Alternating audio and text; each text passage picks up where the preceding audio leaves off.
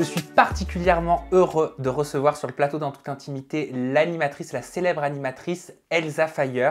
Est-ce que tu sais pourquoi? Elsa, déjà bienvenue en toute intimité. Merci, je suis ravie d'être là. Est-ce que tu sais pourquoi? Non, je suis je tant sais ravi de pas. ça. Parce que quand j'étais adolescent, quand Ouais. j'avais 15-16 ans, Oui. j'étais accro à une chaîne télé pour laquelle tu travaillais qui s'appelait Fun TV. Aïe. Vous faisiez des émissions en direct. Ouais, tous les jours. Et c'est toi, c'est vous qui m'avez donné l'envie de faire le métier que je fais aujourd'hui. Waouh, je suis hyper touchée. Vraiment. Je suis vraiment très touchée parce que c'est une très très jolie partie de ma vie. C'est mes débuts en télévision. On peut développer si tu veux, mais Bien il s'est sûr. passé plein de choses pour nous à cette époque. Et derrière, on a tous plus ou moins fait des choses intéressantes. Donc, mais je suis ravie que ce soit, que ça a été pour toi comme une espèce de rampe de lancement, que ça t'ait donné Une envie de inspiration. faire. Et Ouais. de t'avoir en face de moi aujourd'hui, je me dis, mais c'est quand même dingue. Je me revois quand j'avais 16 ans, accro à tes émissions en T'es direct. pas trop déçue? Pas du tout, pas du tout. Parce qu'on s'était jamais rencontrés encore. Non, on s'était jamais rencontrés. Alors Elsa Fayer, on te voit actuellement dans la bataille des couples Oui. 3 sur la chaîne TFX. Tu as repris l'émission, mais tu es sur le petit écran depuis plus de 20 ans. Ouais, Maintenant. exactement. Je me suis intéressé à ton profil Wikipédia. Alors tu sais que sur Wikipédia, on peut lire tout et n'importe quoi. Il y a des choses qui sont vraies, il y a des choses qui sont fausses. Oui. Je te propose tout simplement de nous dire si ton Wikipédia est bon. D'accord. Mais le Wikipédia, c'est fait par qui d'ailleurs? Est-ce qu'on sait qui est allé rentrer toutes ces informations? Alors non, on ne les connaît pas On ne connaît personnellement. pas. Ce sont des gens comme toi et moi qui peuvent référencer dans Wikipédia voilà, les D'accord. informations, les connaissances qu'ils ont. Alors, tu as commencé la télévision selon Wikipédia à l'âge de 9 ans.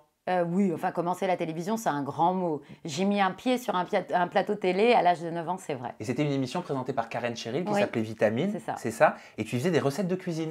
Alors, pas forcément. Ah non, je ne faisais pas des recettes Ah. de cuisine. Alors, ça, c'était la rubrique que je voulais faire. Mais c'est la rubrique qu'on ne m'a jamais donnée. Non, je faisais partie de plein d'enfants qui avaient été repérés dans une école de danse. À l'époque, j'ai beaucoup dansé dans ma vie. Et je faisais partie d'une école de danse qui était l'école de danse de Sylvie Vartan.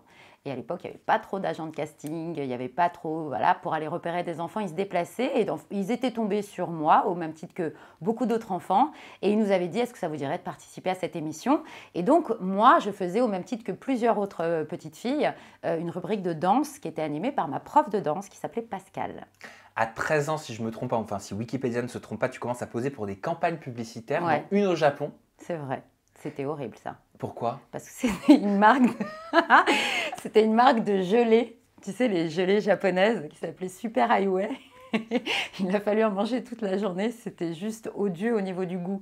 C'était vraiment un épisode bizarre de ma vie, mais oui. Mais ouais, j'ai fait quelques petites campagnes comme ça. Mais en parlant de goût, qu'est-ce qui t'a donné ce goût pour les médias? Qu'est-ce qui t'a offert ce goût pour la télévision? Est-ce que ça vient de ta famille? Est-ce que ça vient de proches de la télévision? De la télévision, tout simplement.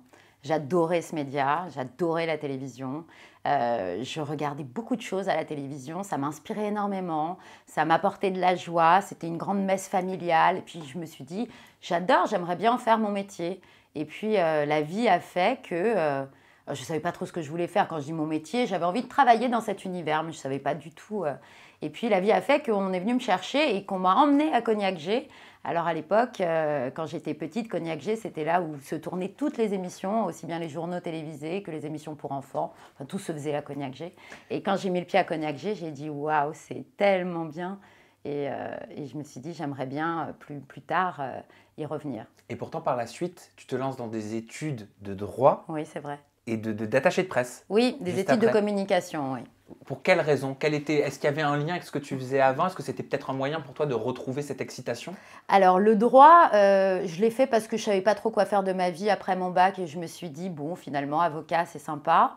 Et puis, je me suis beaucoup ennuyée. Donc, j'ai arrêté au bout de 2 ans. Et puis alors, par contre, l'école d'attaché de presse que j'ai faite, qui était une école de communication attaché de presse, en fait, il y avait toute une unité médias et télévision. Et donc là, c'était très stratégique parce que comme je n'avais aucun bagage et que je n'avais aucune connexion dans le métier, je me suis dit, en passant par cette école et par l'intermédiaire de stages, peut-être que je pourrais me faire une place là-dedans. Donc, c'était très réfléchi. Et c'est vrai que c'est la première chose que j'ai faite, c'est faire des stages en télévision pour comprendre un peu comment ça se passait et savoir si vraiment c'était ce que je voulais faire. Et est-ce que c'est ça qui t'a permis par la suite d'accéder à Teva en tant que journaliste? Dans Ouais. l'ombre, hein, je crois, sur J'étais Teva. stagiaire à Teva. Ok. Ouais, Après, il y a eu Fun Radio ouais, en direct. absolument. au Standard. Ouais, carrément. C'est ça. Dis donc, t'es vachement bien renseigné. 1998, Fun TV. Exactement. En le disant en introduction. Est-ce que Ouais. c'est ça la véritable expérience marquante? Est-ce que c'est ça le déclenchement de tout? Complètement, oui, oui. C'est vraiment ça. D'abord, j'ai commencé à la radio. J'ai fait de la télé, mais j'étais assistante de production. Donc, je travaillais sur les émissions, notamment sur Teva, qui était une émission quotidienne sur laquelle je travaillais. Donc, j'ai rencontré beaucoup de gens. J'ai vraiment sué pour me faire une place. Et puis après, l'épisode Fun Radio est arrivé. J'ai un peu poussé la porte. Parce que personne ne me connaissait, personne ne voulait de moi. Et puis, c'est vrai qu'en poussant la porte, on m'a donné ma chance en direct en me disant « Ok, tu veux faire de la radio, et bien sois là demain à 16 h » Et puis, ils ont ouvert la porte du studio et ils m'ont dit « Vas-y ». Il y avait déjà un animateur qui était en place, qui s'appelait Miguel de Rennes, et avec qui j'ai fait cette émission pendant quelques années. Mais c'était vraiment incroyable. Ça, je ne savais pas que ça existait, de dire à une jeune femme qui veut faire de la radio, bah, débrouille-toi en fait. Et donc, je suis arrivée sur ce live et puis j'ai essayé de faire ma place. Et en fait, 2 jours après, ils m'ont dit « Ok, tu vas accompagner Miguel sur une émission quotidienne sur Fun Radio ». Et à 24 ans, quand tu découvres la télévision en direct, Oui. je veux dire, tu n'as pas forcément d'expérience. Aucune. Tu es lancée comme ça, hein, dans la grande mer, hein, dans Ouais. l'océan. Oui, mais on va dire. complètement inconsciente en fait. D'abord, j'avais pas d'autre choix.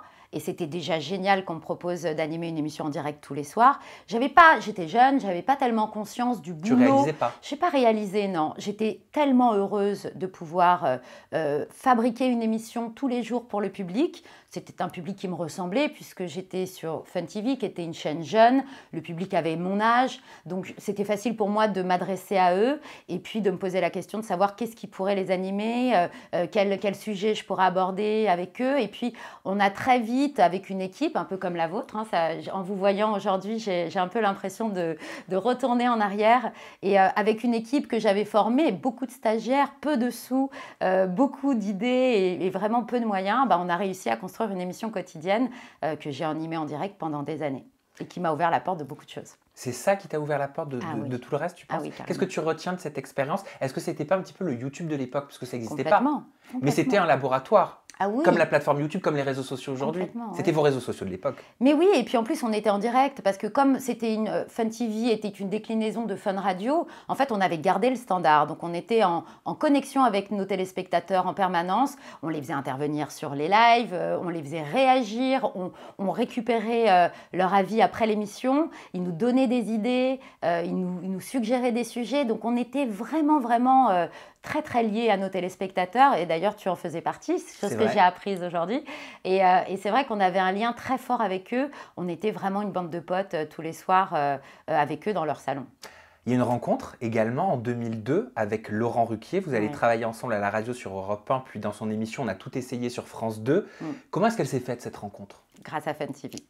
Il était téléspectateur aussi? En fait, il n'était pas vraiment téléspectateur. Ce qu'il y a de fou dans la vie, c'est que pendant que j'animais mes émissions, en pensant m'adresser à 3 pèlerins, parce qu'on était quand même sur le câble, donc très peu regardés, mais en même temps, on faisait ça avec le cœur, on s'en fichait de savoir combien il y avait de personnes devant la télé.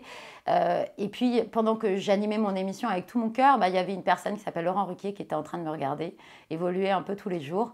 Et en fait, Laurent cherchait, et c'est l'anecdote et les hasards de la vie, cherchait à regarder Stevie, qui faisait partie de Fun TV aussi, parce qu'il sortait du loft. Et en fait, il avait une émission sur Fun TV.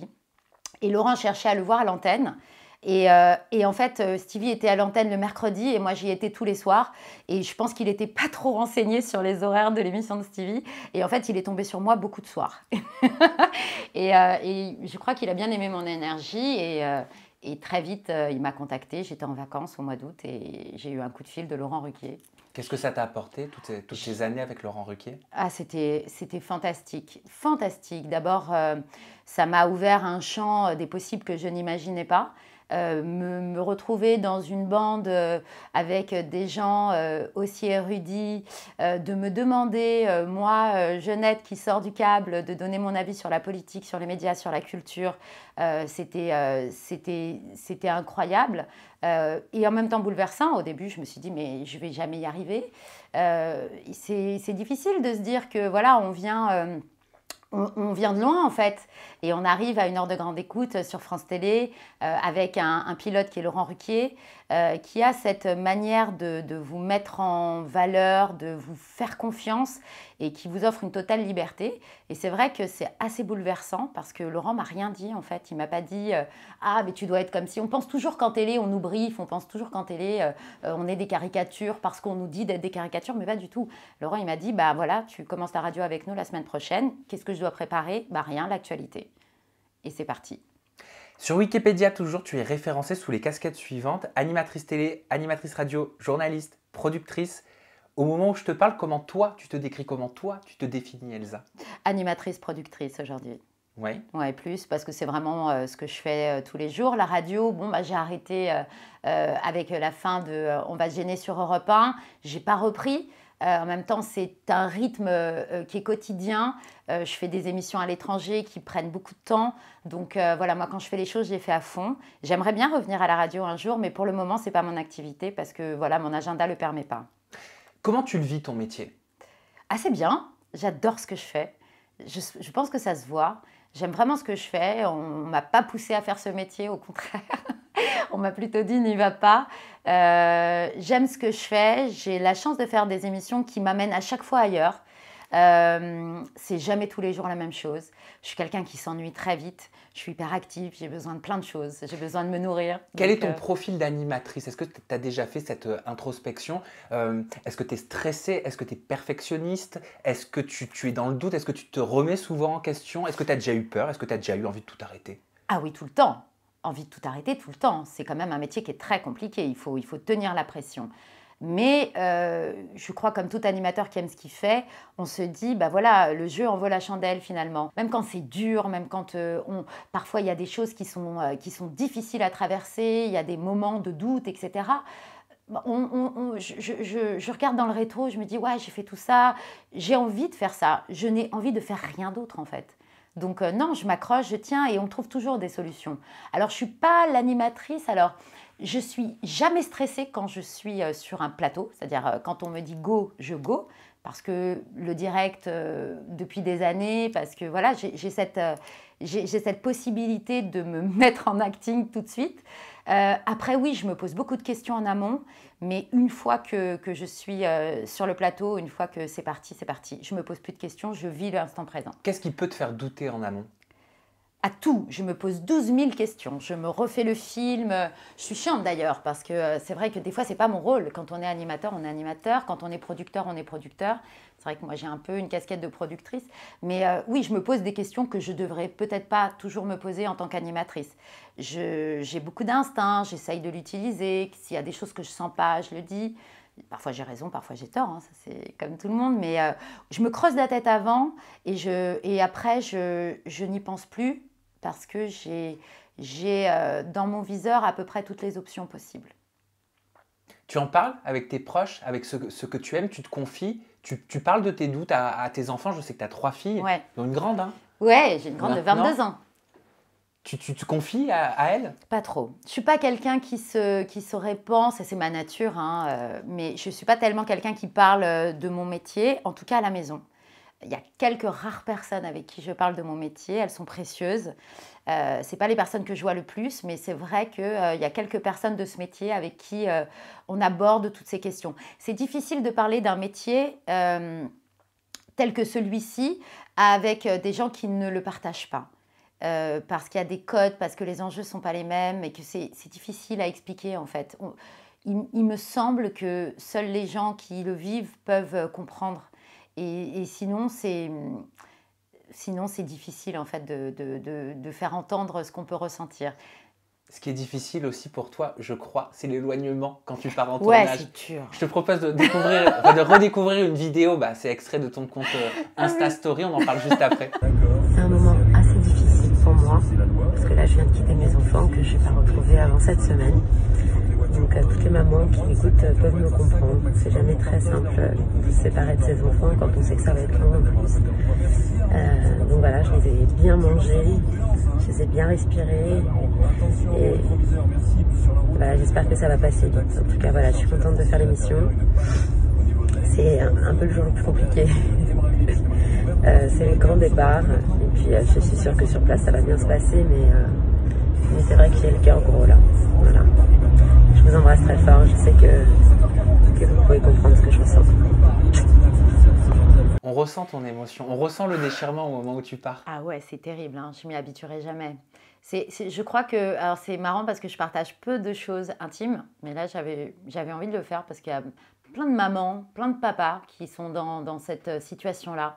Et en fait, ce moment du départ, où on quitte sa famille pour aller vivre quelque chose auquel on tient pendant 2 mois à l'étranger, là en plus j'ai tourné en plein Covid, donc je savais que j'allais pas voir mes enfants pendant 2 mois parce qu'ils n'avaient pas la possibilité de venir me rejoindre, parce que voilà, les conditions sont différentes aujourd'hui.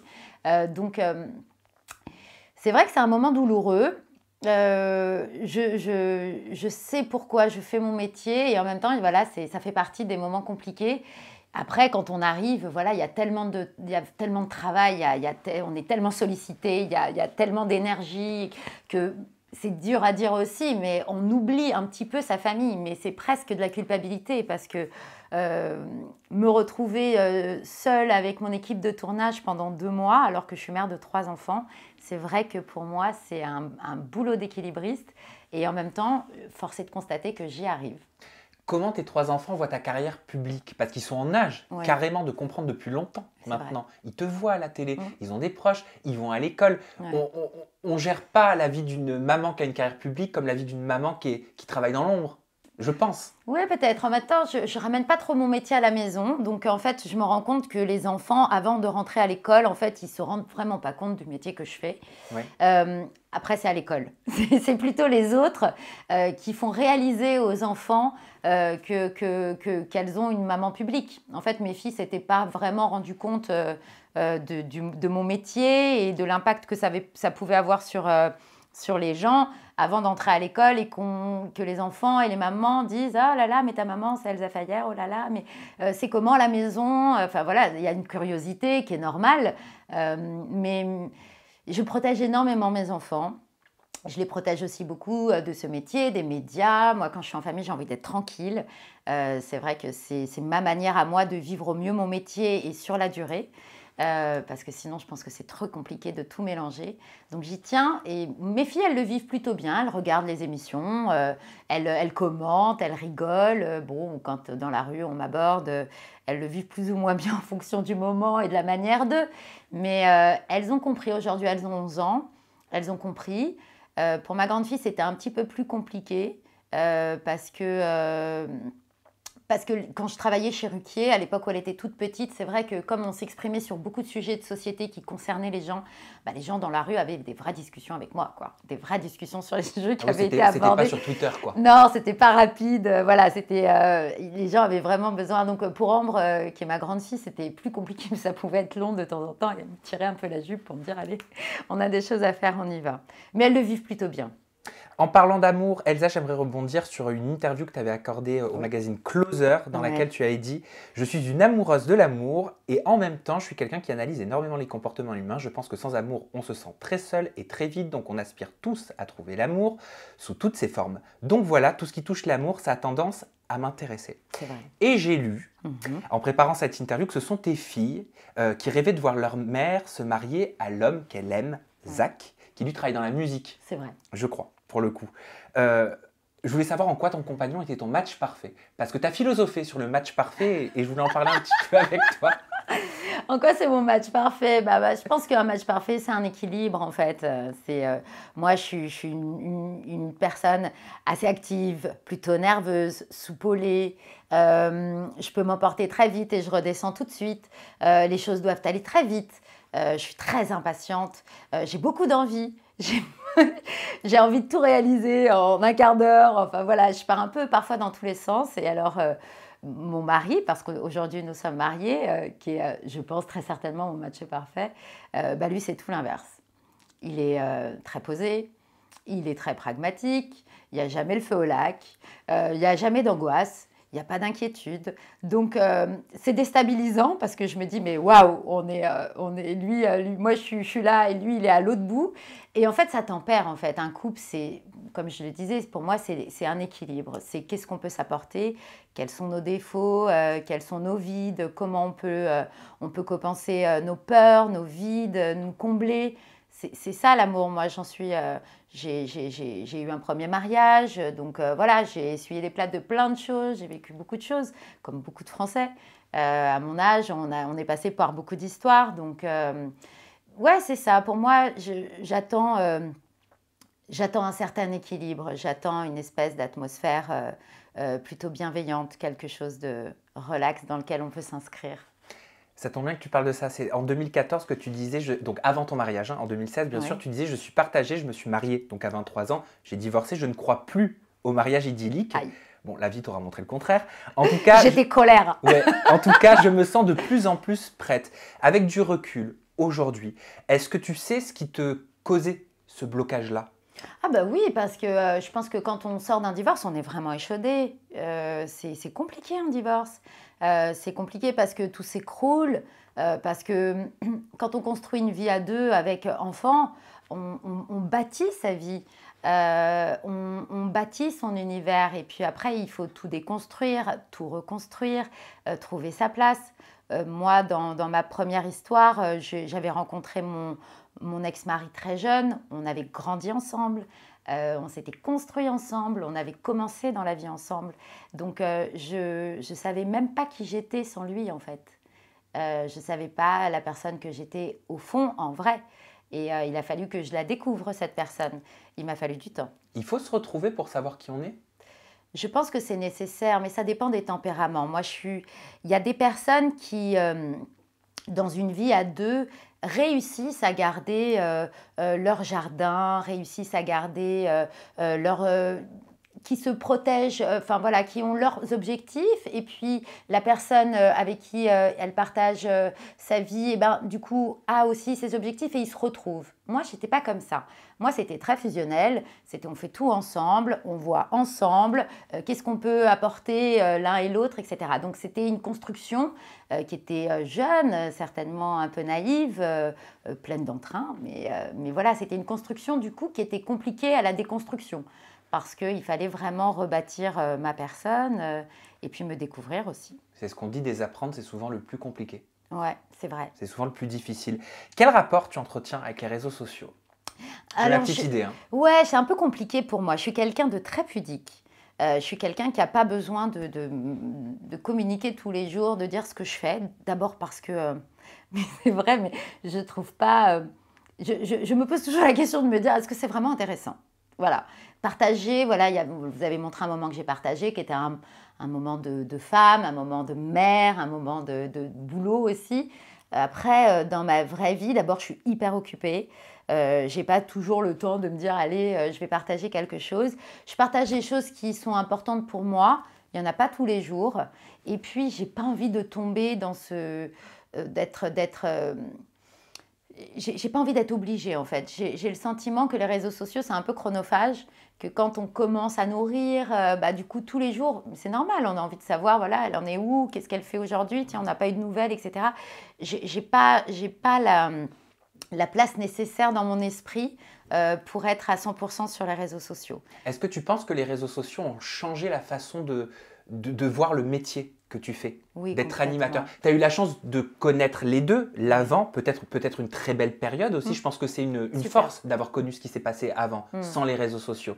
Quand il y avait peu de chaînes, quand l'information peut-être circulait différemment. Mais tu connais aussi la période d'aujourd'hui, où tu viens de le dire toi-même, on a l'impression peut-être que pour exister, on est forcé d'être sur les réseaux sociaux. Selon toi, en quoi ce changement il a modifié le métier d'animateur?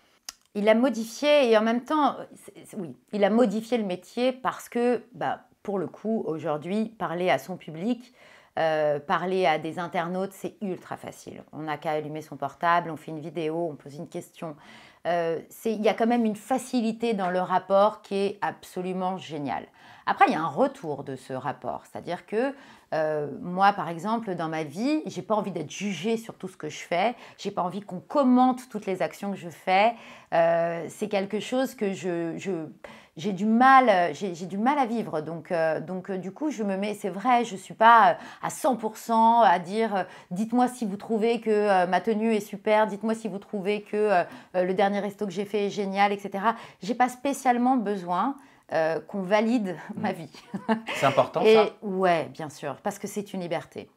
Mais aujourd'hui, la nouvelle génération a du mal à Oui, elle a penser du comme mal. ça. Ils pensent que pour exister, pour être quelqu'un, pour se réaliser, il faut être validé par les Je autres. suis d'accord. En plus, Mais on peut tomber dedans très facilement. Bien Et puis, sûr. ça comble un vide énorme aussi. Quel discours tu tiens, par exemple, toi, en tant que maman, Oula. à tes filles Alors par moi, rapport aux réseaux sociaux? Oui, alors moi, comme je redoute un petit peu les réseaux sociaux, je redoute un peu comme toutes les addictions en fait. Je pense que c'est très addictif et je pense qu'une fois qu'on a mis le doigt dedans et qu'on commence vraiment à orchestrer sa vie avec les réseaux sociaux, parce que c'est une orchestration, hein, je trouve ça compliqué à gérer et en même temps il y en a qui le gèrent très bien. Moi pour mes enfants, je leur dis voilà, aujourd'hui il y a plein de choses à faire. Il y a plein de temps utile. Occupez-le de la meilleure manière possible. Gardez bien sûr une place pour les réseaux sociaux parce que c'est votre génération. C'est important. Ma fille de 22 ans, les réseaux sociaux, c'est sa vie. Tout passe par les réseaux sociaux. Lui interdire, ça n'aurait pas de sens. Par contre, la raisonner sur le fait de l'utiliser avec parcimonie, de ne pas se focaliser sur les avis, de prendre un peu de distance par rapport à ce qui est dit, de ne pas tout prendre au premier degré, tout simplement, de se dire que voilà, c'est un avis, il y en aura plein d'autres. On est autant aimé qu'on est détesté. Enfin voilà, c'est pour moi, en tant que maman, en tout cas, si c'était la question, je leur apprends à relativiser et à ne pas se fixer sur les avis des autres parce que je trouve ça très compliqué de grandir avec, quoi. Il y a des enfants que ça ruine.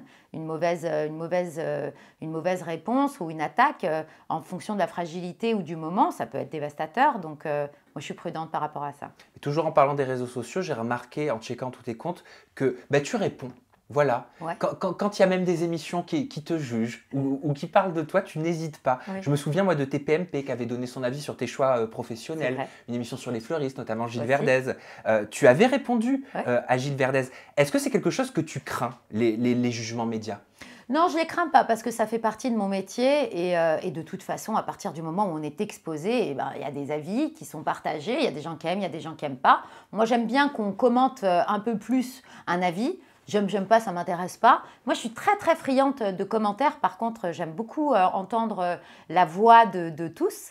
Et les réseaux sociaux sont extrêmement importants pour ça. Après, oui, je réponds. Je ne suis pas quelqu'un de passif, je suis plutôt quelqu'un dans l'action. Donc oui, quand on me dit quelque chose, si j'ai des éléments de réponse, souvent c'est faux. Souvent, on se fait une idée d'eux et du coup, on positionne un avis sur.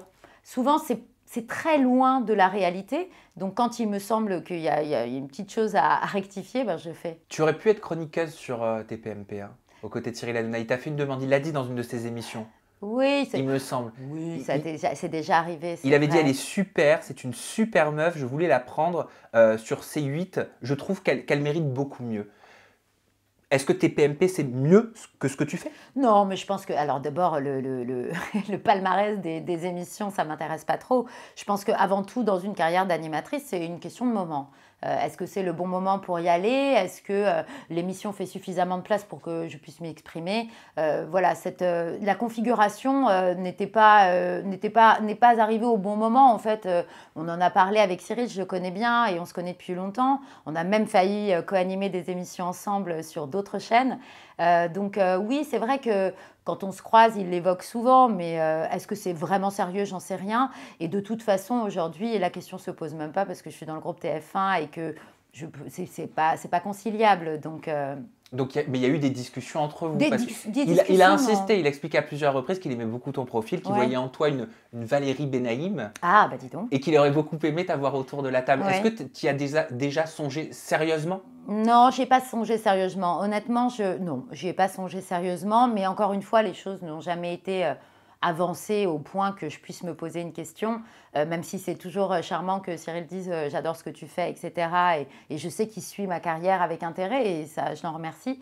C'est un grand professionnel et il tient bien son émission et elle évolue en plus. Donc moi, une émission en direct, voilà, j'adore et ça me rappelle beaucoup de choses. Mais non, on n'a jamais été en discussion à ce niveau-là, non. J'ai noté un tweet aussi sur la bataille des couples 3 qui dit te concernant: déjà, très surprise de te voir, ce fut une belle découverte, tu es fraîche et pétillante, une partie du casting est de la mauvaise herbe, mais je suppose que c'est une question d'argent. Du coup, tu es la seule personne qui fait rayonner cette émission. C'est plutôt cool. C'est vraiment Pour toi. gentil. Tu as répondu, parce qu'on le disait, tu réponds beaucoup. Voilà, c'est vrai, n'hésitez pas à aller sur tes réseaux J'ai sociaux. répondu. Vous aurez peut-être une réponse. Tu as répondu, Elsa. Merci de ton tweet, mais tu vas voir, c'est une bonne compétition et des surprises à venir.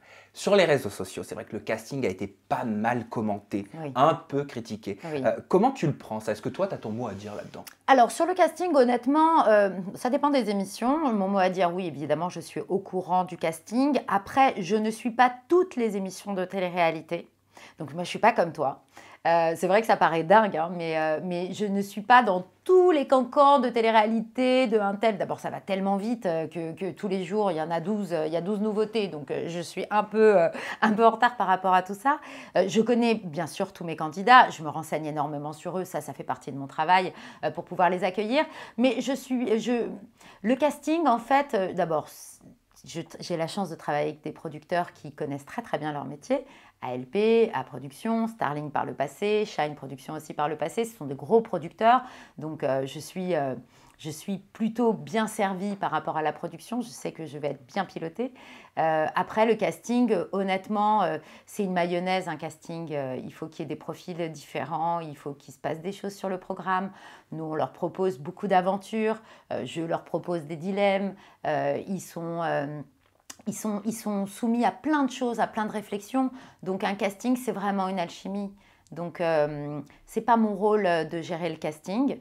Après, moi, j'ai toujours eu de super rapports avec mes candidats. J'ai beaucoup d'affection pour mes candidats. Donc, à chaque fois, qu'ils soient grande gueule, petite gueule, j'arrive à avoir un rapport privilégié avec eux. Donc, tu peux créer du lien sur les tournages avec eux? Ah oui, complètement. D'abord, on se voit beaucoup. On ne se rend pas compte parce que c'est vrai que les épisodes sont morcelés, mais je les vois une grande partie de la journée. Donc, on passe beaucoup de temps ensemble. Quand on anime une émission de télé-réalité, on est en live avec eux, donc on vit les choses à l'instant T.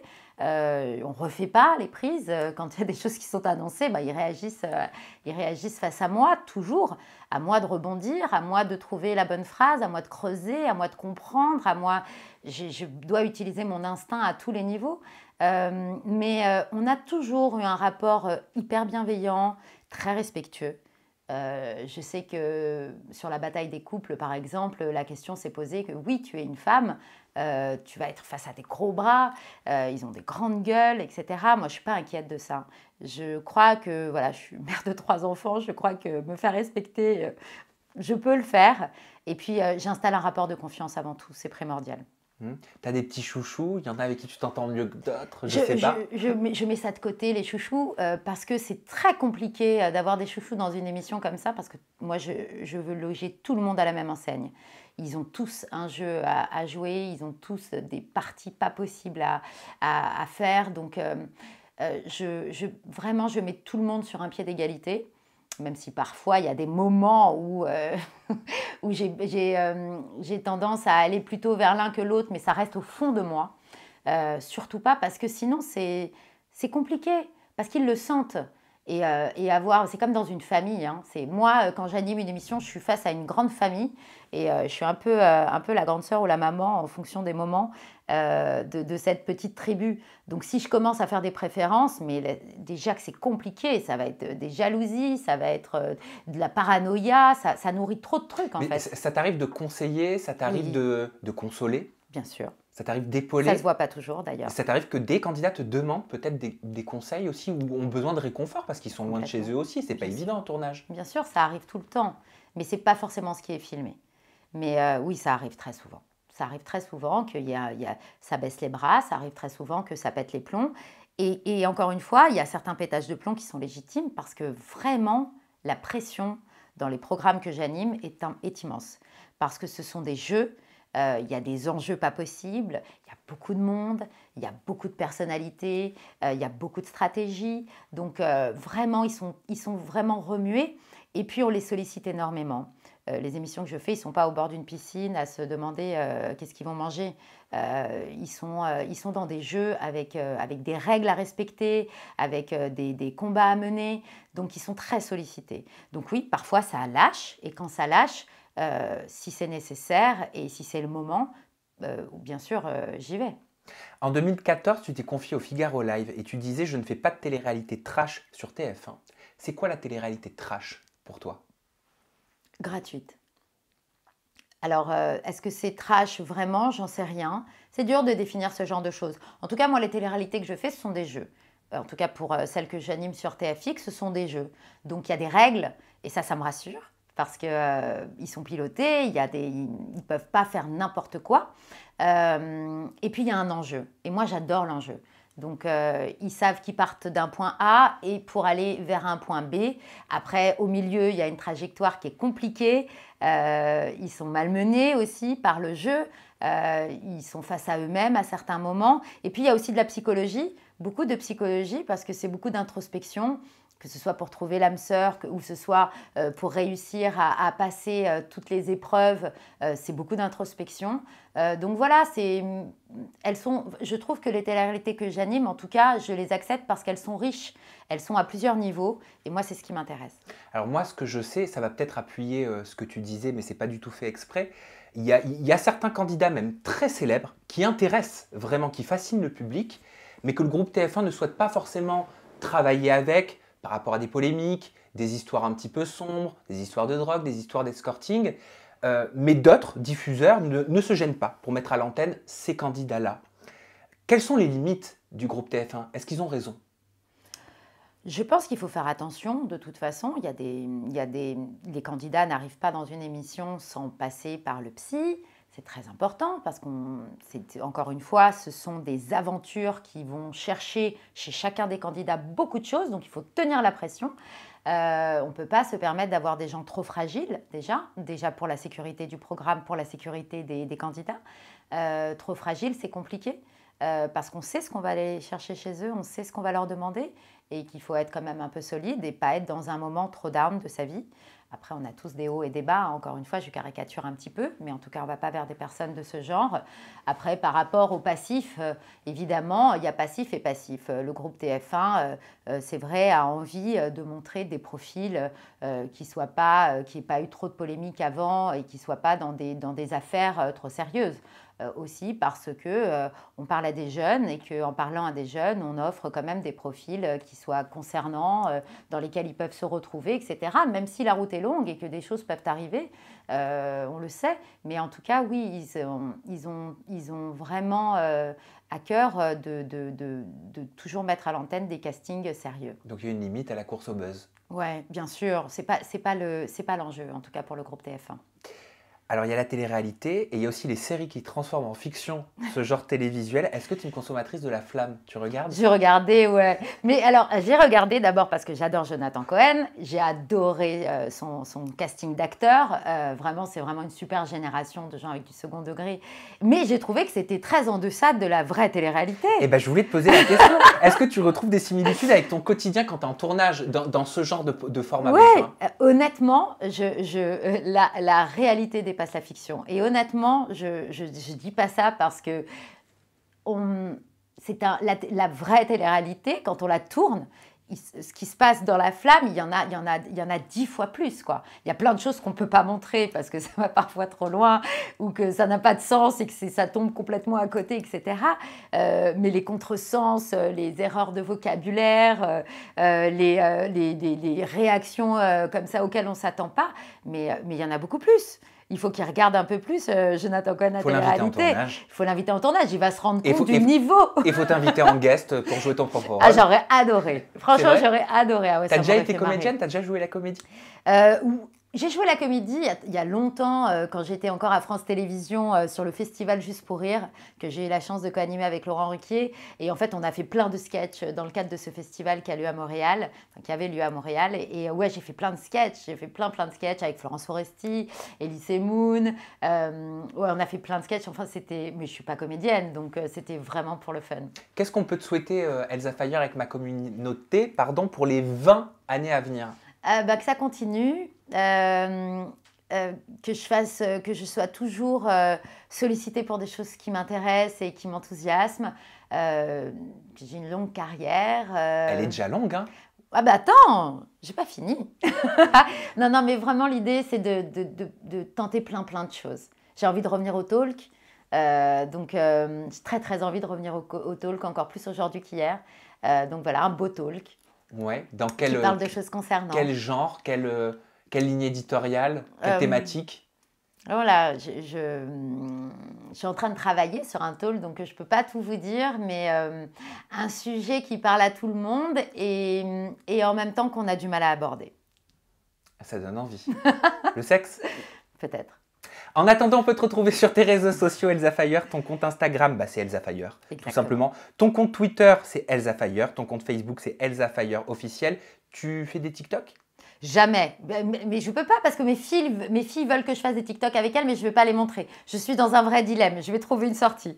Ambre, c'est comme ça qu'elle s'appelle, la plus grande? La grande, ouais. Ambre, il faut faire un compte TikTok à maman. D'accord? Comme ça, la prochaine fois, je pourrai le citer. Elsa Fayer, merci infiniment. Merci à toi. Vraiment, j'ai passé un excellent moment Merci. en ta compagnie. Je sais que c'est la même chose pour ma communauté. Vous filez sur les réseaux d'Elsa Fayer. On regarde la bataille des couples 3, bien sûr, fraîchement animée sur TFX. Et on se retrouve très bientôt avec une nouvelle personnalité et toujours des confidences, je l'espère, en toute intimité. À bientôt. Bye bye.